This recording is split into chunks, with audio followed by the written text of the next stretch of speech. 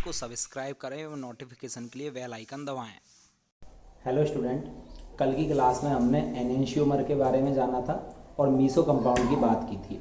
आज की क्लास में हम कायरल सेंटर को कैलकुलेट करेंगे कि कितने कायरल सेंटर किसी कंपाउंड में उपस्थित हैं, तथा हम इनसे रिलेटेड कुछ क्वेश्चंस की भी प्रैक्टिस करेंगे।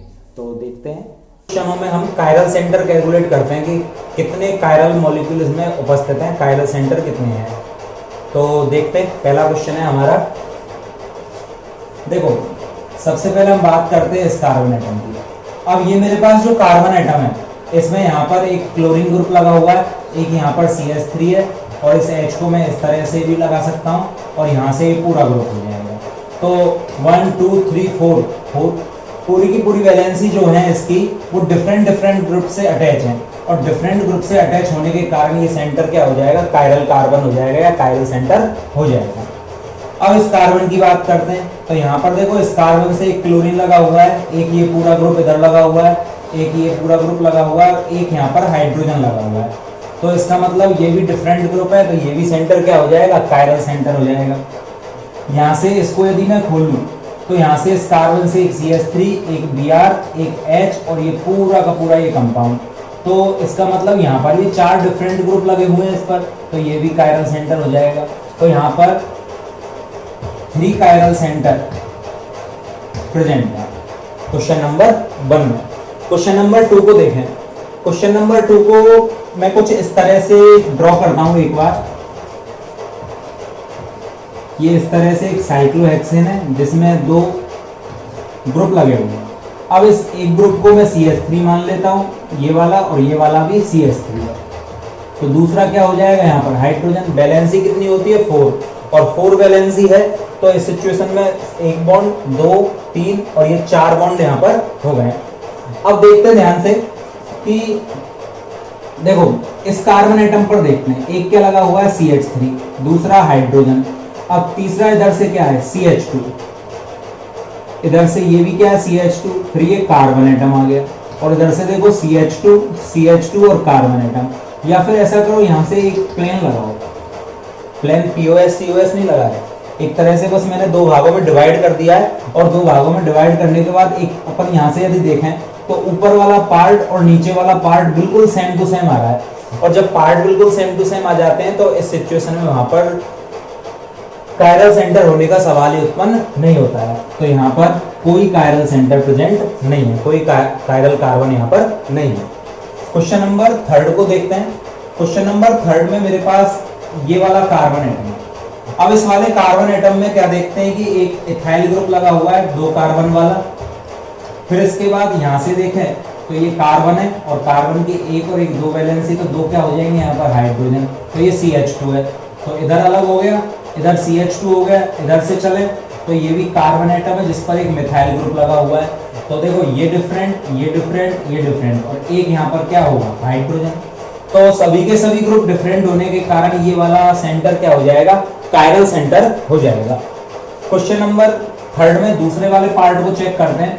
तो इधर तो एक मिथाइल ग्रुप लगा हुआ है, इधर CH2 है, इधर इस पर एक इथाइल ग्रुप लगा हुआ है और एक हाइड्रोजन है। तो यहाँ पर भी 4 ग्रुप क्या हो चुके हैं, डिफरेंट हो चुके हैं। और जब सभी ग्रुप डिफरेंट हो जाते हैं कार्बन एटम से जुड़े हुए, तो इस सिचुएशन में वहां पर वो सेंटर क्या हो जाता है, कायरल सेंटर हो जाता है। क्वेश्चन नंबर 4 में यदि हम देखें, तो क्वेश्चन नंबर 4 में ये वाला कार्बन, तो यहाँ पर कितने कार्बन हो गए, सॉरी 3rd क्वेश्चन में 2 कायरल सेंटर। क्वेश्चन नंबर 4 में देखते हैं हम। क्वेश्चन नंबर 4 में मेरे पास ये वाला जो कार्बन एटम है, इधर से एक मिथाइल ग्रुप लगा हुआ है CH3, इधर एक सिंगल बॉन्ड, ये सिंगल बॉन्ड। तो कार्बन की वैलेंसी 4 होती है, यहाँ पर 3 हो रही है, तो ऑब्वियसली यहाँ पर एक हाइड्रोजन एटम अटैच है। अब इसमें देखें, ये CH3 ग्रुप, यहाँ से एक कार्बन, और कार्बन से एक मिथाइल ग्रुप और लगा हुआ है, और यहाँ से कार्बन से कोई और ग्रुप अटैच नहीं है। तो ये बिल्कुल सेम पार्ट नहीं हो रहे, डिफरेंट पार्ट है। तो ये डिफरेंट ग्रुप, यहाँ से CH2 आया, क्योंकि 2 बॉन्ड लगे हुए हैं, तो 2 हाइड्रोजन होंगे यहाँ पर, और यहाँ पर 1 2 3 बॉन्ड है, तो एक ही हाइड्रोजन होगा। तो इधर से CH आ रहा है, इधर से CH2 आ रहा है। अब जब CH और CH2 डिफरेंट आ रहे हैं, तो यहाँ पर क्या हो जाएगा, ये कायरल सेंटर हो जाएगा। तो ये वाला यहाँ पर कायरल सेंटर है। अब इसकी बात करते हैं। तो यहाँ पर देखो, इस कार्बन से एक मिथाइल ग्रुप, एक हाइड्रोजन अटैच होगा क्योंकि वैलेंसी 1 2 3 और एक 4। इधर से कार्बन से CH3 लगा हुआ है, जबकि इधर कार्बन से कोई CH3 नहीं है। तो ये दोनों कार्बन, ये दोनों डिफरेंट ग्रुप हो गए क्योंकि इधर CH3 वाला कार्बन है, इधर कोई और अटैच नहीं है। और यहाँ से एक मिथाइल है, यहाँ हाइड्रोजन, चारों ग्रुप अलग अलग है। तो ये भी सेंटर क्या हो जाएगा, कायरल सेंटर हो जाएगा। तो इसमें 2 कायरल कार्बन उपस्थित हैं। ठीक है, आप इन क्वेश्चनों को खुद भी अटेम्प्ट कर सकते हो पॉज लेकर, और उसके बाद मिलान कर सकते हो। ठीक है, क्वेश्चन नंबर 5 में देखें। तो क्वेश्चन नंबर 5 में देखो, मेरे पास 1 2 3 4 5 6 7 8 9 और 10 कार्बन है। अब इन 10 कार्बनों में देखते हैं, ये CH2 होगा, ये CH2, ये CH2, ये CH2, ये CH2, CH2, CH2, CH2, और ये हो जाएगा CH और ये हो जाएगा CH। H कैसे, 1 2 3 तो एक हाइड्रोजन होगा, 1 2 3 एक हाइड्रोजन होगा, और यहाँ पर 1 2 तो 2 हाइड्रोजन होंगे। तो कार्बन की वैलेंसी एनी हाउ कंडीशन 4 होती है। अब यहाँ पर देखते हैं, तो ये CH2 2 हाइड्रोजन से आते जा रहे हैं, तो इनमें तो कोई कायरल सेंटर होने का सवाल ही उत्पन्न नहीं होता है। यहाँ से इसको देखते हैं, क्या ये कायरल सेंटर होगा या नहीं होगा। तो यहाँ से देखो, एक मेरे पास ये ग्रुप लगा हुआ है, एक हाइड्रोजन होगा क्योंकि 1 2 3 बॉन्ड है, तो एक हाइड्रोजन होगा, तो 2 ग्रुप हो गए। अब इधर से देखें इसको, तो 1 2 3 4 और 1 2 3 4 और फिर से अटैच हो गया। तो या फिर मैं यहाँ से एक प्लेन लगा कर देखूं, तो इस वाला पार्ट और ये वाला पार्ट दोनों बिल्कुल इक्वल आ रहे हैं, और इक्वल आने का मतलब क्या हुआ कि यहाँ पर ये दोनों पार्ट समान हो गए, और जब समान हो जाते हैं किसी एटम पर, तो वहां पर कायरल सेंटर एब्सेंस हो जाता है। तो यहाँ पर नो कायरल सेंटर। नेक्स्ट देखते हैं क्वेश्चन नंबर 6 में, नो कायरल कार्बन। तो क्वेश्चन नंबर 6 में मेरे पास देखो, ये कार्बन एटम है, इस कार्बन एटम पर एक क्लोरीन ग्रुप लगा हुआ है, एक हाइड्रोजन, इधर से एक पूरा ग्रुप लगा हुआ है, और यहाँ से ये SO2 है। तो ये डिफरेंट, ये डिफरेंट, ये डिफरेंट, ये डिफरेंट, तो ये वाला कार्बन कैसा हो जाएगा, कायरल कार्बन हो जाएगा। यदि मैं इसकी बात करूं यहाँ से, तो ये इधर ब्रोमीन है, इधर हाइड्रोजन है, इधर CH3 ग्रुप लगा हुआ है, और ये पूरा ग्रुप यहाँ से इससे ऊपर वाला, तो ये डिफरेंट हो गया। तो ये वाला भी क्या हो जाएगा, एक कायरल सेंटर हो जाएगा। अब बात करते हैं सल्फर की। तो सल्फर के साथ यहाँ पर कौन जुड़ा हुआ है, ऑक्सीजन, ऑक्सीजन, ये दोनों सेम हो गए, तो आगे देखने की हमें जरूरत ही नहीं है क्योंकि ये कायरल सेंटर नहीं होगा। हाँ, यदि मैं यहाँ पर एक ऑक्सीजन को हटाकर एल्कोहल ग्रुप लगा दूं या कोई और ग्रुप लगा दूं, तो इस सिचुएशन में क्या होगा, अब ये डिफरेंट, ये पूरा नीचे का डिफरेंट, और ये लॉन पेयर अलग, तो फिर ये कायरल सेंटर हो जाएगा। तो OH होने पर यहाँ पर 3 कायरल सेंटर अवेलेबल होंगे, और यदि ऑक्सीजन रहेगा तो कायरल सेंटर यहाँ पर केवल 2 ही होंगे। ठीक है, क्वेश्चन नंबर 7 को चेक करते हैं। तो क्वेश्चन नंबर 7 में मेरे पास इस कार्बन को चेक करते हैं। देखो, इधर तो 3 हाइड्रोजन आ रहे हैं, तो ये तो कोई कायरल सेंटर हो ही नहीं सकता। इस कार्बन पर देखते हैं, इधर से CH3 लगा हुआ है, एक हाइड्रोजन ग्रुप लगा हुआ है, एक क्लोरीन लगा हुआ है, और ये पूरा इसके बाद अटैच हो जाएगा। तो चारों ग्रुप अलग अलग होने के कारण ये क्या हो जाएगा, एक कायरल सेंटर यहाँ पर हो जाएगा। क्वेश्चन नंबर 7 में सेकंड कार्बन को चेक करते हैं। तो एक हाइड्रोजन, एक ब्रोमीन, ये इधर से पूरा ग्रुप अटैच है, और इधर से ये पूरा ग्रुप अटैच है। तो सभी ग्रुप डिफरेंट हो गए, और डिफरेंट होने के कारण ये वाला सेंटर भी क्या हो जाएगा, कायरल सेंटर हो जाएगा। इस वाले कार्बन को चेक करें, हाइड्रोजन, क्लोरीन, इधर से ये पूरा बड़ा ग्रुप है, और इधर से ये छोटा ग्रुप अलग अटैच है, तो ये भी कायरल सेंटर होगा। इस कार्बन की बात करें तो एक हाइड्रोजन है, एक फेनिल ग्रुप लगा हुआ है, एक आयोडीन लगा हुआ है, उधर से पूरा ग्रुप अटैच है, तो ये भी सेंटर क्या हो जाएगा, कायरल। तो देखो 1 2 3 4 कायरल सेंटर है, ये हो नहीं सकता, ये कायरल है नहीं, तो यहाँ पर 4 कायरल सेंटर अवेलेबल होंगे। ठीक है, क्वेश्चन नंबर 8 की बात करते हैं। क्वेश्चन नंबर 8 में मेरे पास एक एजुलिन है, और इसमें देखें कि ये सभी मेरे पास क्या है, कार्बन यहाँ पर, और ये कार्बन होने के कारण अब इनको यदि हम ध्यान से देखें तो ये सब CH2 CH2 CH2 CH2 CH2 CH2 CH2 CH2 है, और इस कारण यहाँ पर क्या हो जाएगा, CH2 होने के कारण ये सभी कायरल सेंटर नहीं हो सकते, क्योंकि इसमें 2 हाइड्रोजन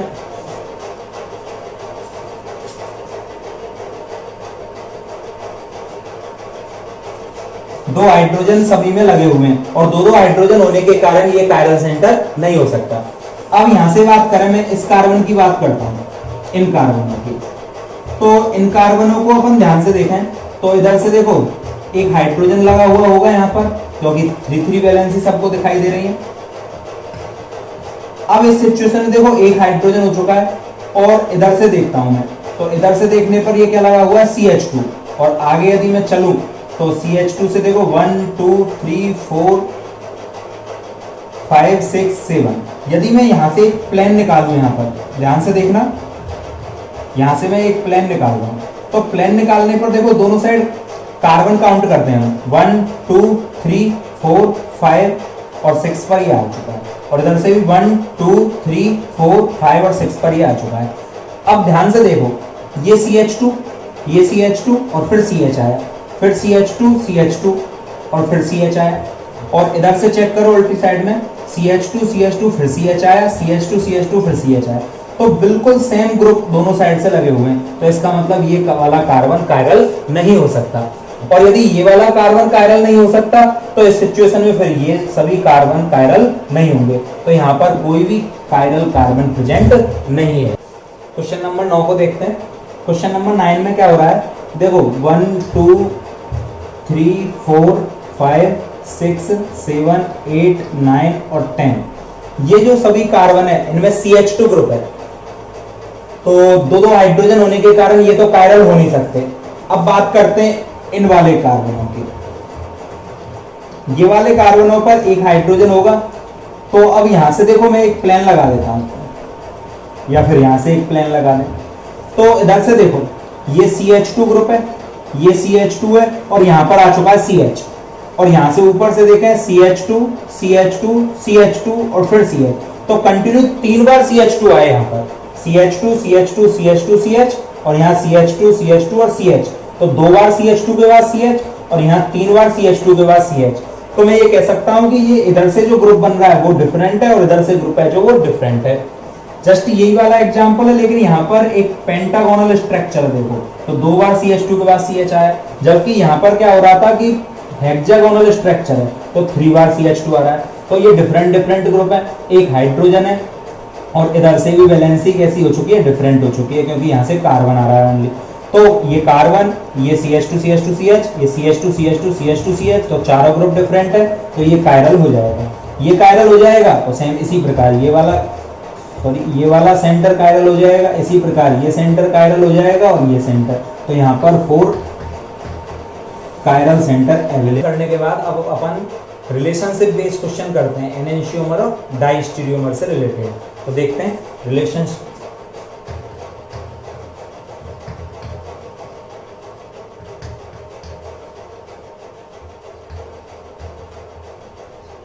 कुछ रिलेशनशिप बेस्ड क्वेश्चन करते हैं। जैसे मैं एक कंपाउंड लेता हूं यहाँ पर CH3CH Cl CH Br और ये PH। अब इसको मैं फिशर फॉर्मूले में कन्वर्ट कर देता हूं।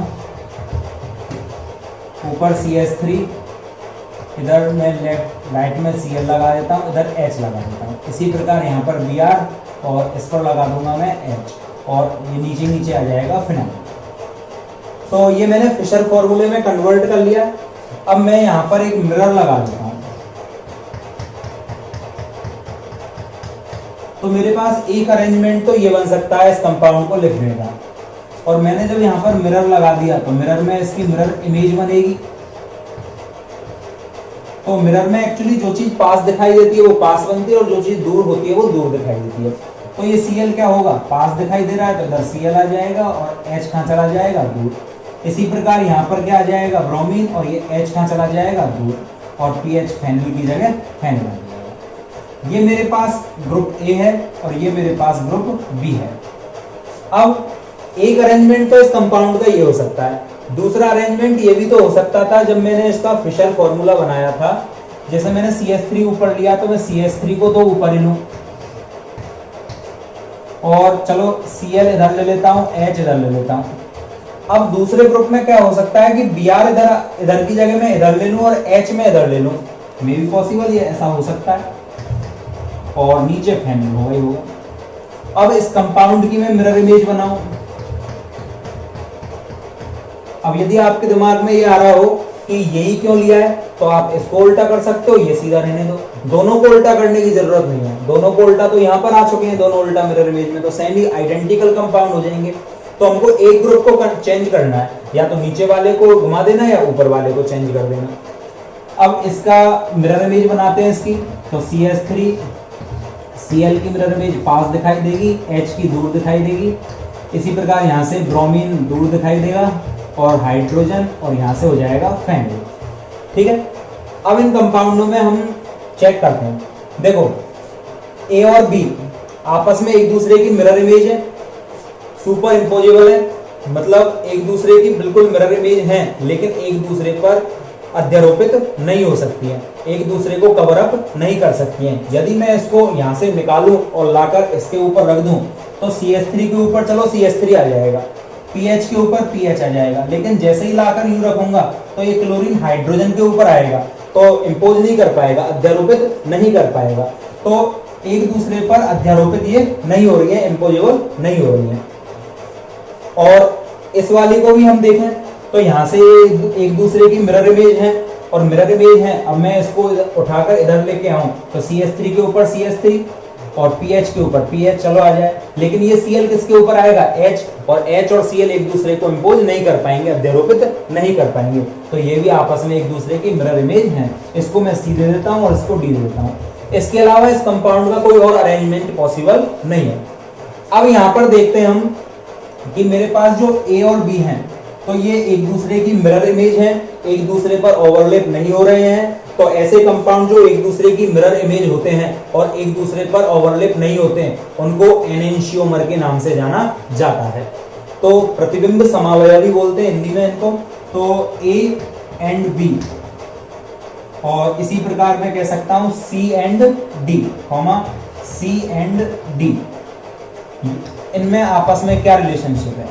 ठीक है, चलो अलग अलग से लिख देता हूं मैं इनको। A और B आपस में एक दूसरे के क्या कहलाएंगे, एनेंशियोमर कहलाएंगे। ठीक है, एनेंशियोमर की डेफिनेशन दोबारा जान लो। वे कंपाउंड जो एक दूसरे की मिरर इमेज होते हैं लेकिन एक दूसरे को अध्यारोपित इंपोजेबल नहीं कर पाते हैं, वो एनेंशियोमर कहलाते हैं। हिंदी में इनको प्रतिबिंब समावयवी बोला जाता है। तो A और B आपस में एक दूसरे के क्या कहलाएंगे, एनेंशियोमर। इसी प्रकार C एंड D में आपस में क्या रिलेशन होगा, तो C और D भी एक दूसरे के दर्पण प्रतिबिंब में और एक दूसरे पर ओवरलैप नहीं हो पा रहे हैं, तो ये C और D भी आपस में क्या कहलाएंगे, ये भी एनेंशियोमर कहलाएंगे। इनको भी क्या बोला जाएगा, एनेंशियोमर बोला जाएगा।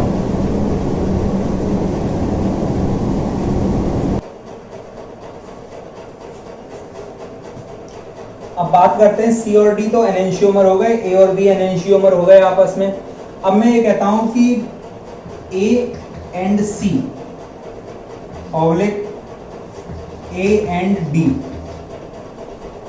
इसी प्रकार B and C ओवलेक B and D, इनमें आपस में क्या रिलेशनशिप होगा। तो देखो अब इन दोनों कंपाउंडों को देखें, A को चेक करते हैं और C को चेक करते हैं। अब A और C में यदि देखा जाए ध्यान से तो ये दोनों कंपाउंड एक दूसरे के मिरर इमेज तो नहीं है, लेकिन इन कंपाउंडों का मॉलिक्यूलर फॉर्मूला जो है वो बिल्कुल सेम है। ये दोनों कंपाउंड एक दूसरे के बिल्कुल सेम कंपाउंड है मॉलिक्यूलर फॉर्मूला में, आणविक सूत्र में, लेकिन मिरर इमेज नहीं है। तो ऐसे कंपाउंड जो एक दूसरे, जिनका फॉर्मूला तो बिल्कुल सेम होता है मॉलिक्यूलर फॉर्मूला, लेकिन एक दूसरे की मिरर इमेज नहीं होते हैं, उन कंपाउंडों को डाई स्टीरियोमर के नाम से जाना जाता है, या हिंदी में बोल सकते हो आप विवृंद समावयवी के नाम से जाना जाता है।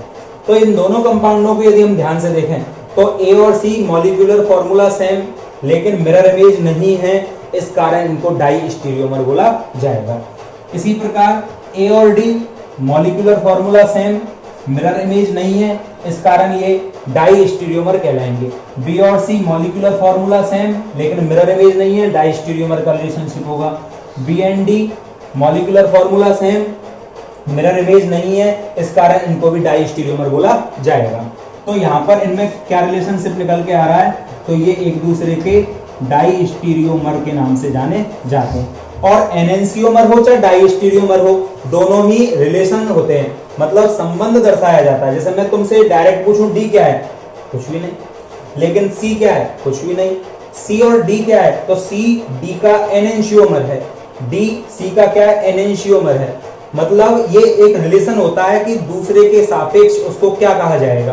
तो ये क्या है, रिलेशनशिप बेस्ड क्वेश्चन है। तो इस तरह से ए बी सी डी में हमने रिलेशन यहाँ पर निकाल दिया। इसमें एक और बात ध्यान देने की, ए बी का एनेंशियोमर है, सी डी का एनेंशियोमर है, ए सी का डाइस्टीरियोमर है, ए डी का डाइस्टीरियोमर है। ठीक है, एनेंशियोमर प्रतिबिंब समावयवी और डाइस्टीरियोमर विबरिंब समावयवी। और डेफिनेशन क्या है कि एनेंशियोमर वे कंपाउंड है जो एक दूसरे के मिरर इमेज तो होते हैं लेकिन एक दूसरे पर ओवरलैप नहीं हो पाते, और डाइस्टीरियोमर वे कंपाउंड जिनका मॉलिक्यूलर फॉर्मूला तो सेम होता है लेकिन एक दूसरे के मिरर इमेज नहीं होते हैं, वो डाइस्टीरियोमर कहलाते हैं। अब देखो ए बी का डाइस्टीरियोमर है, मैं यहाँ पर आपसे कहूं कि जो ए कंपाउंड है मेरा थीटा डिग्री पर प्लस 15 डिग्री रोटेट हो रहा है। ये प्लस का मतलब क्या है, मैथ वाला प्लस नहीं, इस प्लस का मतलब है डेक्स्ट्रोरोटेटरी, दक्षिण ध्रुवन घूर्णक। आपको बताया था प्लस आ जाए डी आ जाए डेक्स्ट्रोरोटेटरी आ जाए, एक ही मतलब है, दक्षिण ध्रुवन घूर्णक आप इनको बोलोगे। और बी कंपाउंड, अब ये एक दूसरे के एनेंशियोमर है, मिरर इमेज है, तो यहाँ से जैसे ये मिरर में जाएगा तो उल्टा हो चुका है, और उल्टा हो चुका है तो इस सिचुएशन में यहाँ पर थीटा एंगल कितना हो जाएगा, -15 डिग्री का हो जाएगा।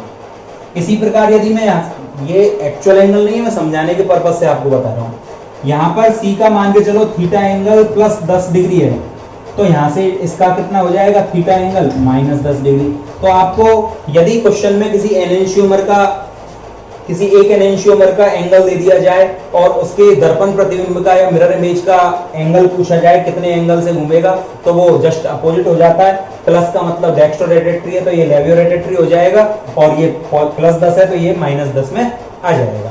ठीक है, अच्छा दूसरी बात, अब मैं तुमसे कहूं कि मेरे पास ए का एंगल 15 डिग्री है, तो बताओ सी का कितना होगा। तो मान के चलो ए का मैं दे देता हूं यहाँ पर 20 डिग्री प्लस में, और मैं पूछता हूं सी का कितना होगा। तो इस तरह से क्वेश्चन नहीं किए जा सकते, ए और सी में एंगल का कोई रिलेशनशिप आपस में नहीं है। एनेंशियोमर के रिलेशनशिप आपस में बताए जा सकते हैं, डाइस्टीरियोमर के रिलेशनशिप आपस में नहीं बताए जा सकते। तो अब कुछ क्वेश्चंस हैं जिनमें हम रिलेशनशिप कैलकुलेट करते हैं। तो देखें, क्वेश्चन नंबर 1 है मेरे पास। अब इस क्वेश्चन नंबर 1 में CH3 CH3 Cl Cl Br Br Cl Cl H H, पूरा क्वेश्चन सेम है। मतलब दोनों मॉलिक्यूलर फॉर्मूले जो हैं आपस में ये आइडेंटिकल है, मॉलिक्यूलर फॉर्मूला दोनों का सेम है। और मॉलिक्यूलर फॉर्मूला दोनों सेम है तो हम चेक करते हैं क्या है, दर्पण प्रतिबिंब है, तो यहाँ पर दर्पण लगा रहे तो H का H सही है, Cl का Cl दूर हो गया। Br से Br पास आना चाहिए था, इसका मतलब ये मिरर इमेज नहीं है। तो ऐसे कंपाउंड जो एक दूसरे के दर्पण प्रतिबिंब नहीं होते और मॉलिक्यूलर फॉर्मूला आपस में जिनका सेम होता है, तो वो आपस में डाइस्टीरियोमर कहलाते हैं। तो ये दोनों में क्या रिलेशनशिप निकल के आएगा, यहाँ पर ये आपस में एक दूसरे के डाइस्टीरियोमर हैं। ठीक है, ये आपस में क्या होंगे, डाइस्टीरियोमर होंगे। अच्छा, ये चेक भी कर सकते हैं कि जैसे एनेंशियोमर की बात करें हम, तो एनेंशियोमर में एक सेट यदि R है तो दूसरा S होगा, यदि एक S है तो दूसरा R होगा। तो हम एक ट्रिक यूज भी कर सकते हैं, और वो ट्रिक के द्वारा हम ये बता सकते हैं कि ये एनेंशियोमर होगा या डाइस्टीरियोमर होगा। तो देखो ध्यान से, मान के चलो ये कंपाउंड है मेरे पास, और इस कंपाउंड में ये 1, 2 और 3 ये कायरल सेंटर है मेरे पास, डिफरेंट ग्रुप है सभी, तो ये 3 कायरल सेंटर है।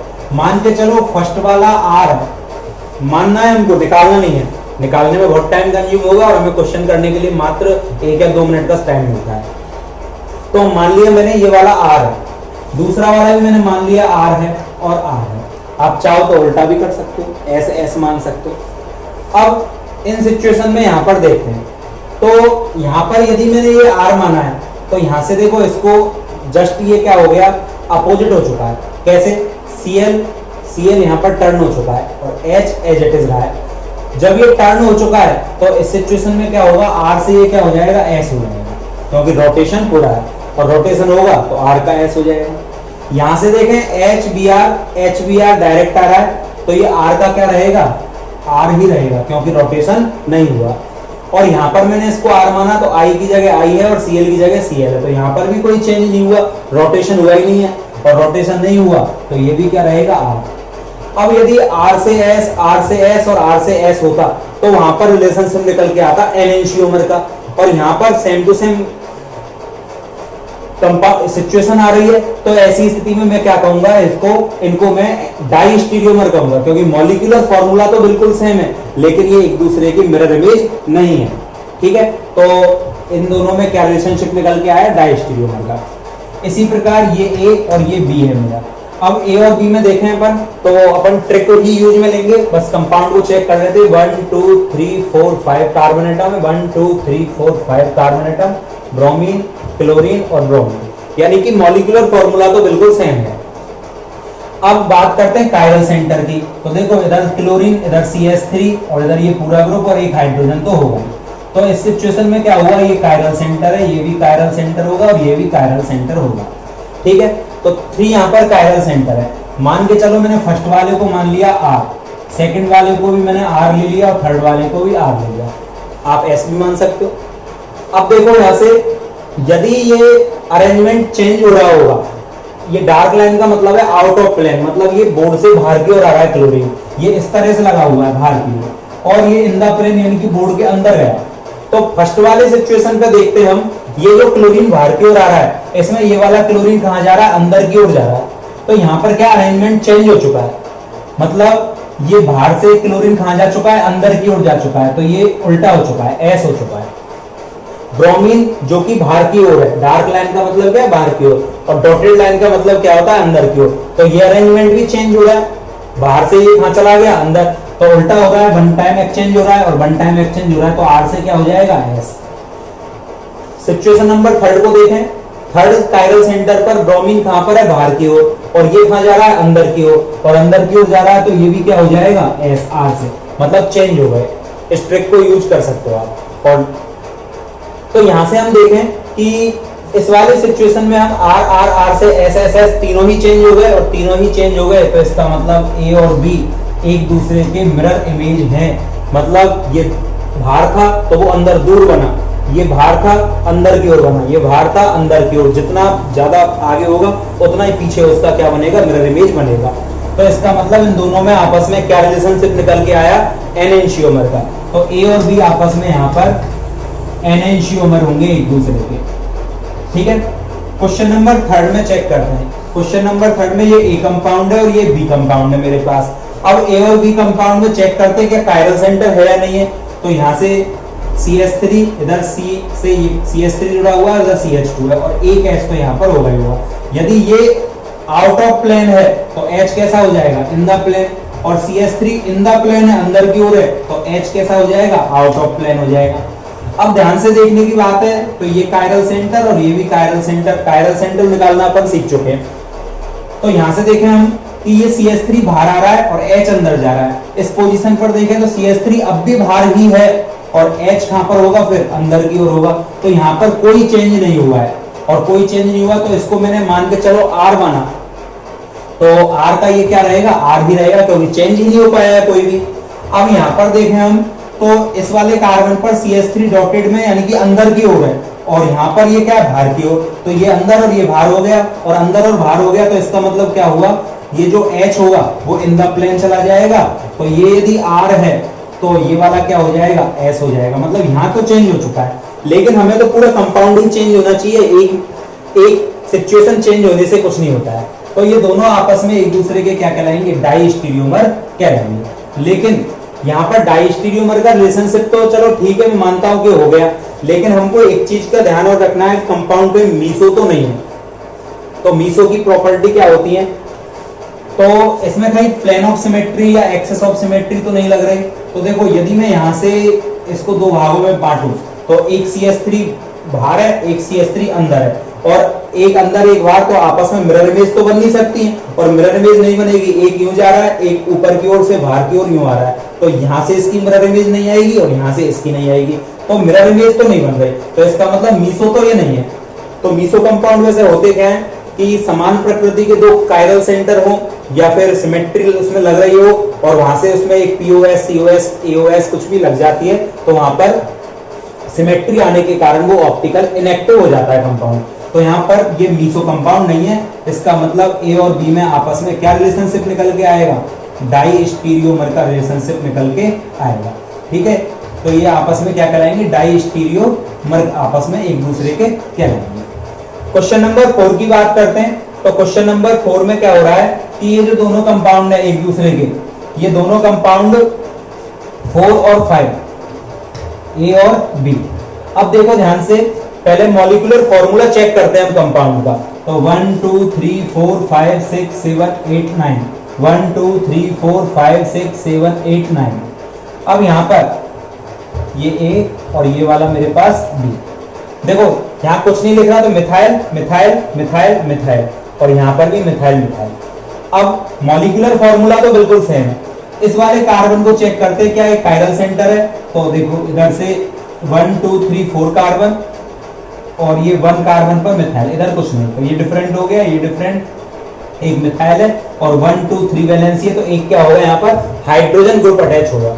ठीक है, इसी प्रकार इसमें देखें यहाँ पर, तो इधर अलग ग्रुप है, इधर अलग ग्रुप है, एक मिथाइल है और एक हाइड्रोजन होगा, तो यहाँ पर ये सभी क्या हो जाएंगे, आपस में कायरल सेंटर हो जाएंगे। तो यहाँ पर ये कायरल सेंटर लगे हुए हैं, लेकिन ये वाला कायरल सेंटर नहीं होगा क्योंकि ये भी मिथाइल ग्रुप होगा और ये भी मिथाइल होगा, तो इसकी अपन बात नहीं करेंगे। अब यहाँ से देखें हम, तो R, इसको भी मैं R मान लेता हूँ और इसको भी मैं R मान लेता हूँ। आप ऐसे ही मान सकते हो, कुछ भी मान सकते हो, कोई फर्क नहीं पड़ेगा। अब R से मैं पहले कार्बन को देखता हूँ, ये मेरा क्या है, in the plane, dotted line है, डॉटेड का मतलब ये कहाँ जा रहा है, अंदर की ओर जा रहा है, और ये डार्क लाइन है, डार्क का मतलब क्या हो गया, बाहर की ओर आ रहा है। तो यहाँ पर क्या चेंज हो चुका है, वन टाइम एक्सचेंज हो चुका है, और वन टाइम एक्सचेंज हो गया तो ये R से क्या हो जाएगा, S हो जाएगा। अब सेकंड वाले को देखें तो ये क्या हो रहा है कि इन द प्लेन, वो सॉरी आउट ऑफ प्लेन जा रहा है, डार्क लाइन है तो आउट ऑफ प्लेन आ रहा है, और इस वाले पर ये कहां जा रहा है, इन द प्लेन जा रहा है, और इन द प्लेन जा रहा है, तो इस सिचुएशन में क्या हो जाएगा यहाँ पर कि यहाँ पर चेंज हो जाएगा, R से ये क्या हो जाएगा, ये भी S हो जाएगा।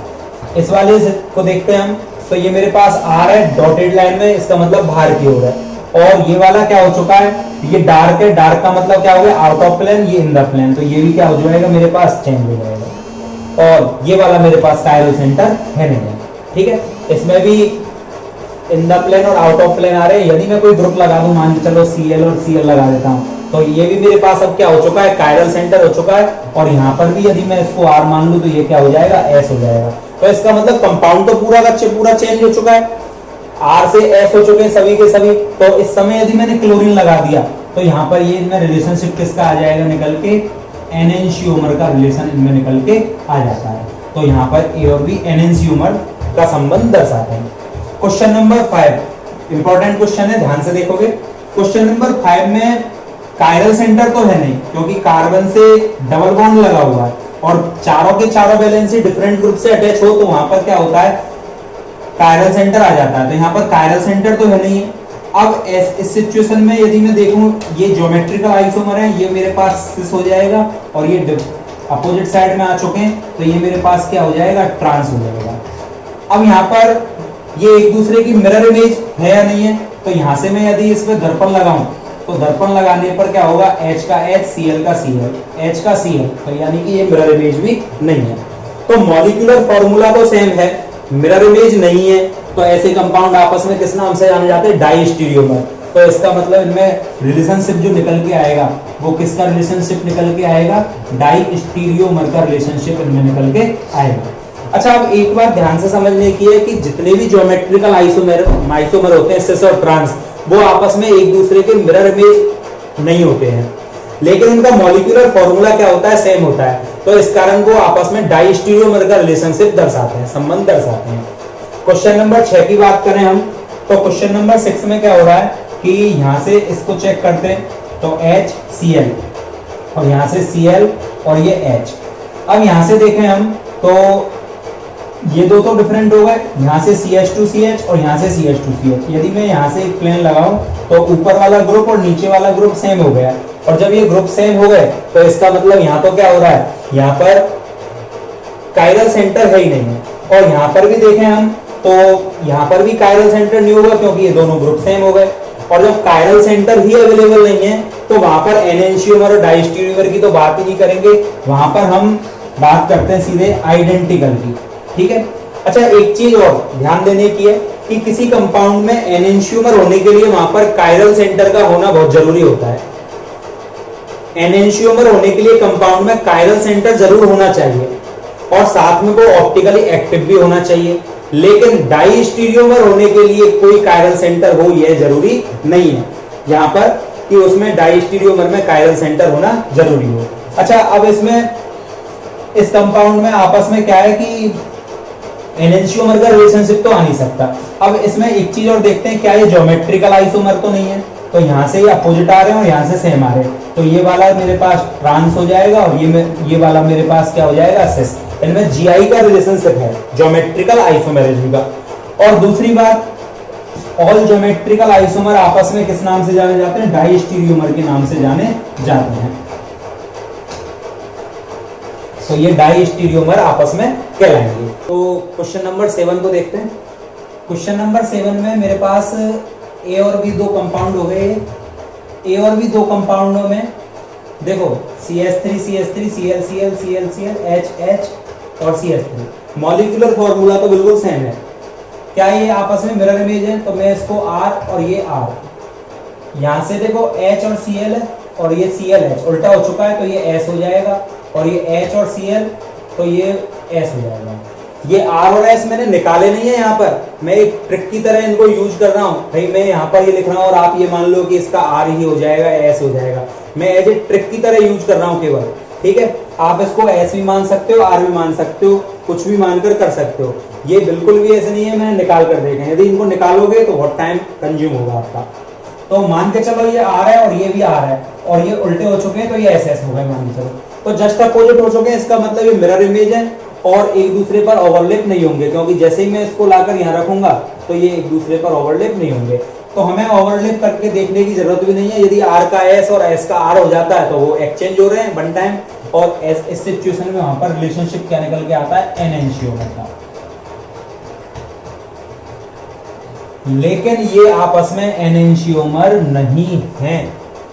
क्यों नहीं है भाई? सब कुछ तो सेम आया, फिर एनेंशियोमर क्यों नहीं है? तो यहां से एक गौर करने वाली बात यह है कि यहां से यदि इस कंपाउंड को हम ध्यान से देखें तो ध्यान से देखने पर CH3 H से H और Cl से Cl एक प्लेन ऑफ सिमेट्री यहाँ पर लग रही है।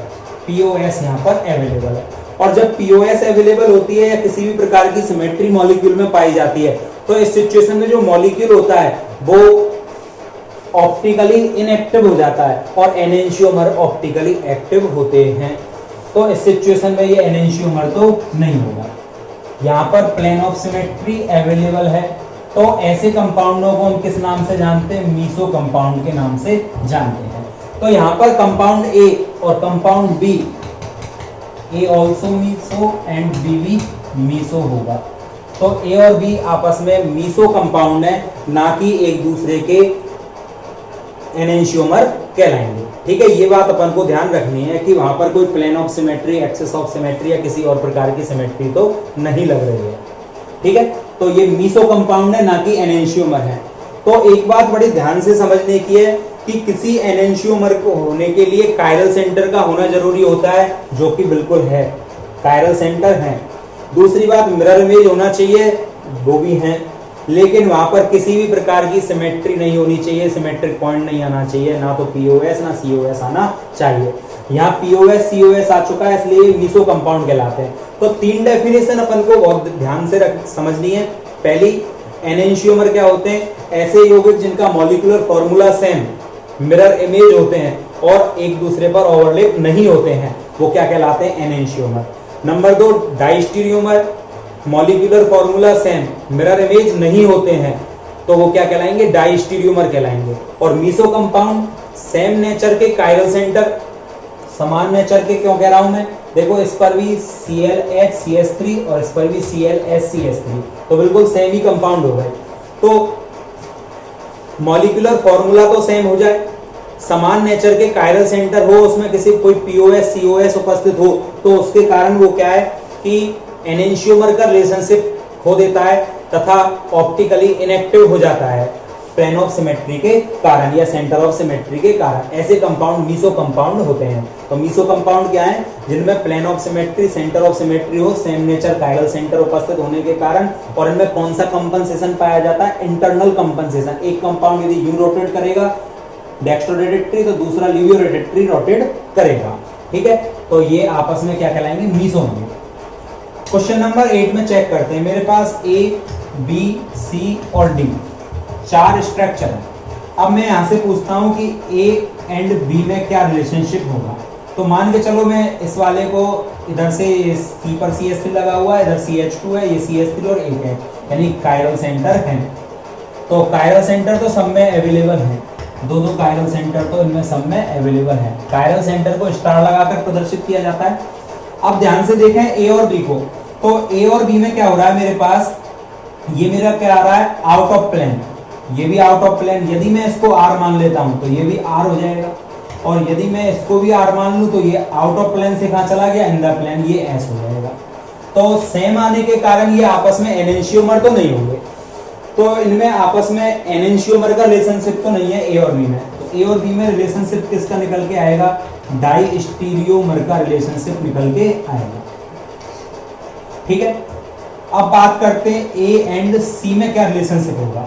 तो ये R, और देखो ये आउट ऑफ प्लेन है, ये इन द प्लेन चला गया, तो R से ये क्या हो जाएगा? S। ये आउट ऑफ प्लेन है, ये भी आउट ऑफ प्लेन है, सेम आ गए बिल्कुल, यानी एक्सचेंज नहीं हुआ। तो इसको भी मैं क्या मानूंगा? R ही मानूंगा। तो यहाँ पर ये R, तो ये भी आपस में क्या कहलाएंगे? सेम आ गए, तो सेम आ गए, तो इनमें भी रिलेशनशिप किसका निकल के आएगा? डाई स्टीरियोमर का रिलेशनशिप निकल के आएगा। ठीक है, अब नेक्स्ट बात करते हैं ए एंड डी में किसका रिलेशनशिप है।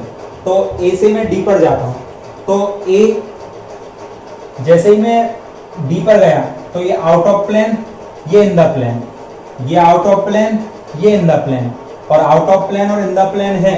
तो इस सिचुएशन में ए और डी आपस में एक दूसरे के क्या हो जाएंगे? एनेंशियोमर हो जाने चाहिए।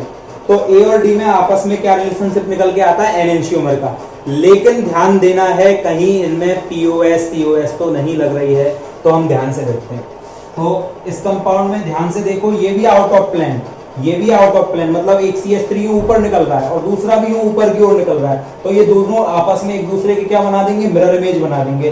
तो इस सिचुएशन में यहाँ पर, और इसमें भी देखते हैं हम, तो यहाँ से यदि इसको काटा जाए तो ये इन द प्लेन अंदर की ओर है और नीचे वाला भी अंदर की ओर है, और वो दोनों भी आपस में क्या बनाएंगे? Mirror image.